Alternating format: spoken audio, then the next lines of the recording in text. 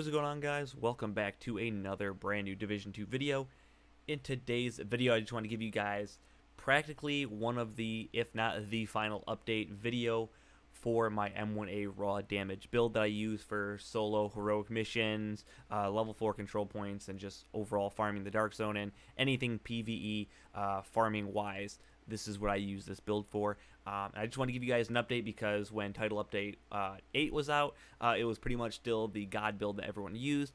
Then TU9 came out, and then they nerfed it, but it was still viable, and then everyone kind of started bitching and crying about it, so they reverted the changes that they made, put it back to where it was before, but the only thing that they changed was they did make a nerf to this weapon in the Dark Zone or anything in PvP, I believe, specifically. Not 100% sure on the Dark Zone. It might just be anything PvP in the game. So in terms of the PvE side of this build, which is what it's used for, it's still going to be super good, if not the best build and the most versatile build in the game in terms of farming solo.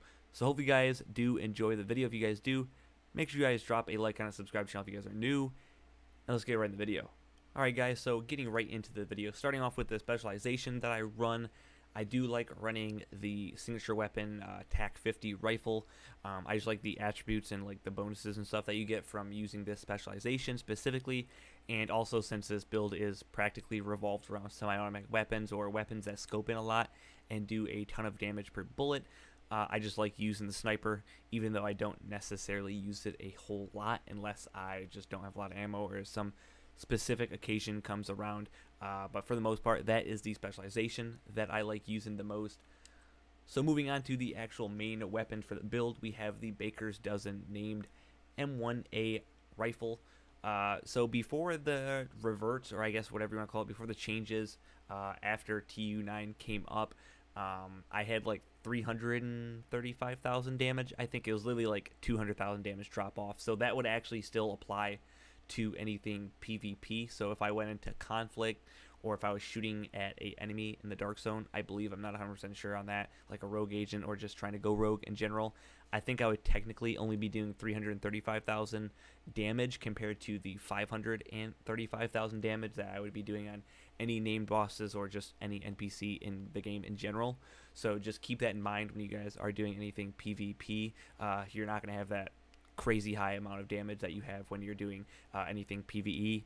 For the RPM, 180, magazine size is 13. For the attributes, we have 12% rifle damage, max, God roll, 17% critical hit damage, and we have that still, I don't know why I can't find another rifle that has max damage to armor, but we still have that 5% damage to armor, only 1% off at 6%, which is the max. Just for some odd reason, haven't been able to find that one weapon that has that max roll for damage to armor. And then lastly, moving on to the talent, we have Perfect Lucky Shot. Magazine capacity is increased by 30%, super helpful. Missed shots from cover have a 100% chance to return to the magazine.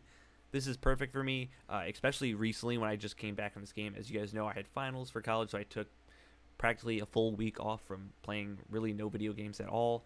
And I play a lot of Warzone as well, but it's not on PC and it's not on Xbox One either. It's on PlayStation 4, so sometimes when I do come back, my aim is not necessarily as crisp or just as accurate in general as it typically would be if I was playing Division on a consistent basis, back to back to back every single day. So being able to miss some shots and them not get taken out of my magazine when I'm in cover is super helpful, especially since this is a raw damage build, and you guys will see something later in the video as to why I play super strategic, kind of a little bit campy, like a little bitch, but it is how this build is revolved around with the weapons and gear that's on the build. Second, moving on to the next weapon is the MG5 LMG. I just actually got this 2 days ago, I believe. I was just farming the Dark Zone and happened to pick this up. Now I know the talent sucks really bad, like it's literally a useless talent, as well as the damage for the weapon itself is only at 8% LMG damage, which is, it's trash, like it's really low. But I felt as if I was able to recal the attribute, put 6% damage to armor as well as that 12% damage to target out of cover, which was already maxed, I felt like it kind of equaled itself out in a way, even though the damage wasn't high. Now this is just a placeholder until I get a different MG5. Obviously, I would realistically want my LMG damage to be really high, and obviously 100% I would want the talent on the LMG to be swapped off as well. But considering the fact that it does have these 2 max rolls, which are super important and play a huge role with all of the rest of the pieces on the build, I do think this is pretty good for the time being until we do find a better version of the same weapon. Alright guys, so moving on to the actual gear, we do still have the exotic Coyotes mask that we are running. I know they had all the changes with the recal station or whatever, with you being able to recal exotics. Not even 100% sure if you could even recal this one since it's like a reward drop. Not really sure, but I don't really have any specific reasoning as to why I would recal this one anyways. Everything is practically maxed on this for the most part, other than the critical hit chance. So we have max roll for the 15% weapon damage, 4.1 crit hit chance, 11.9% critical hit damage, and then we had a 10.7% red mod, which was critical hit damage. And then obviously you guys probably know all about the talent and the bonuses it gives you for critical hit chance, obviously the farther away you are from enemies. So moving on to the vest, this is actually a new piece on the build. This was not actually part of the build originally when I made the first ever video of my M1A solo build that I use, that you guys have probably seen. At that moment I didn't have this one, as well as a couple people in the comments told me to try this out, and mainly I had a couple people in my streams recommend me to swap this onto my build as well. But obviously, like I said, didn't have it then and I have it now. So the vest is the named Providence Defense vest, but it's called the Sacrifice because it's a named high end. Obviously, I'm going to be running the 3-piece Providence Defense with this build. We have 13.6% weapon damage. We have 6% crit hit chance, which I re-rolled because I'm trying to get to that 60% crit hit chance, which is max. 9.8% crit hit damage, and then also, since we do have a slot for a red, we did actually throw some more crit hit chance on there with a 4.5% crit hit chance mod. And then, like I said, going back a couple of seconds, since this is a named vest, this is going to have a named talent, which is called Perfect Glass Cannon. All damage you deal is amplified by 30%. Incredibly helpful for outputting and just doing a lot more damage in general. But also keep in effect the second part of this talent, all damage you take in is also amplified by 60%. So there's no way that you guys are going to be able to tank with this build.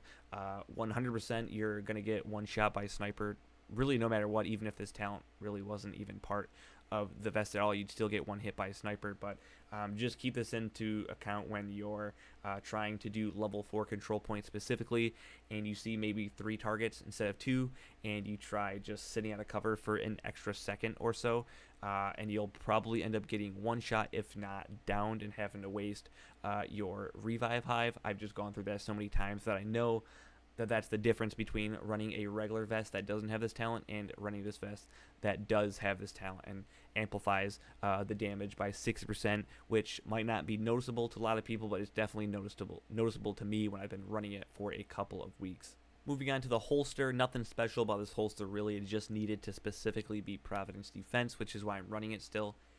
Just have been super unlucky in this game just in general with everything. I don't know what it is, but with holsters I've just been extremely unlucky, and I literally have not gotten another Providence Defense holster just in general. The one that you guys see that I have in my build, and also this one, which is incredibly old from when TU9 first released.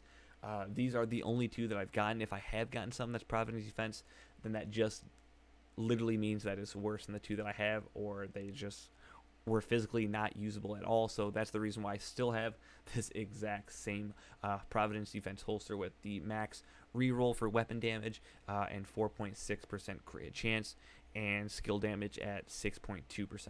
So moving on to the backpack, we do still have the same Providence Defense backpack at 15% weapon damage, 3.5% critical hit chance, 10.8% critical hit damage, and 3.9% from a mod for critical hit chance. Talent is obviously still the same as well at Versatile. It amplifies total weapon damage for 10 seconds when swapping between your primary and secondary weapons if they are different, and in our case for our build, they obviously are different. Also, I just want to show you guys another backpack that I just got a couple of days ago, and I was thinking about swapping it off, or at least giving it a test for the most part, to see how much better it is or how much of a difference that it would make on my build. But it's obviously also a Providence Defense backpack, 14.6% weapon damage, 11.4% crit hit damage, which I could still get up a little bit more if I did re-roll it again.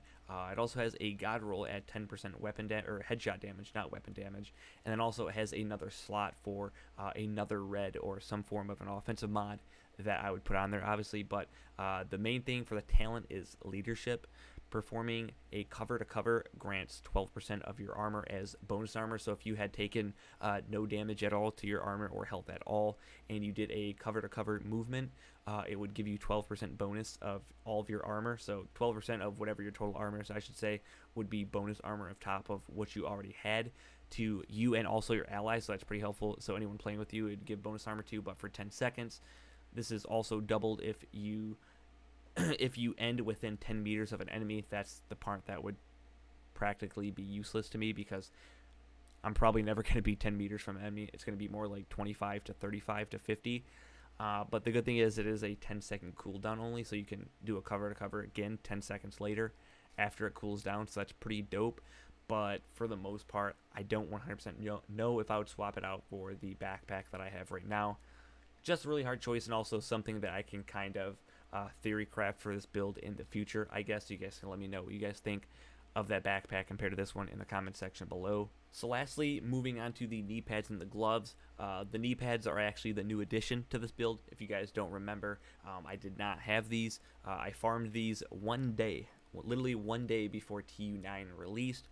Obviously, I knew about the changes that they were making to the gloves and the knee pads. That is the named gloves and knee pads.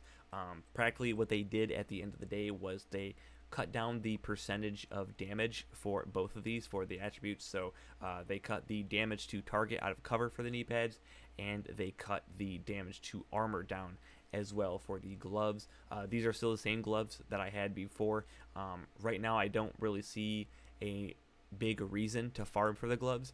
If I just so happen to find another pair of these gloves that are better, then I will obviously swap them. But for now, I don't have a reason to farm for a new pair of either of these gloves or knee pads, as well as I don't think I would swap these out for anything just in general for any brand sets or gear sets for this build, because I know they made changes and they nerfed both these, but I do still think personally, and a lot of people may agree with me, that both of these pieces of gear are still best in slot pieces of gear when it does come to going for raw damage builds, especially for people that are going for solo raw damage builds, which I'm doing in my case, which is obviously the reasoning as to why I kept them on my build and didn't replace them with something else. So lastly, and most importantly, the stats for my build.